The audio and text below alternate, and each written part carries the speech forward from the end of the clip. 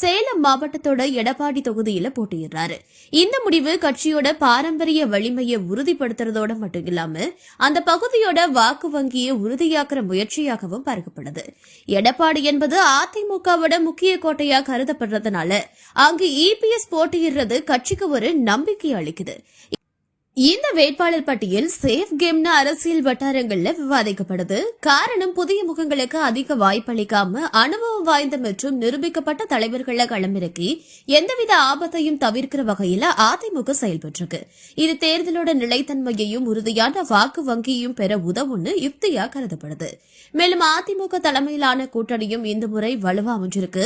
அதிமுக 178 தொகுதிகளில் போட்டியிடும் நிலையில பாரதிய ஜனதா கட்சி, பாட்டாளி மக்கள் கட்சி மற்றும் அம்மா மக்கள் முன்னேற்ற கழகம் ஆகிய கட்சிகள் இணைஞ்சிருக்கு. இந்த கூட்டணி பல்வேறு சமூக மற்றும் பிராந்திய வாக்குகளை ஒருங்கிணைக்கிற திறன் கொண்டதா பார்க்கப்படுது. குறிப்பா வட மற்றும் மேற்கு தமிழ்நாட்டில் இந்த கூட்டணியுடைய தாக்கம் அதிகமா இருக்கும்னு அரசியல் நிபுணர்கள் கணிக்கிறாங்க. அதிமுக தன்னோட தேர்தல் அறிக்கையிலும் பல்வேறு நலத்திட்டங்களை அறிவிச்சிருக்கு.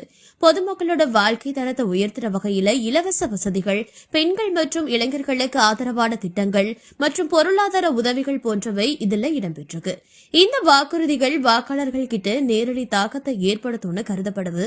குறிப்பா நடுத்தர மற்றும் கீழே வர்க்க மக்களை கவர்ற வகையில இந்த திட்டங்கள் அமைஞ்சிருக்கு.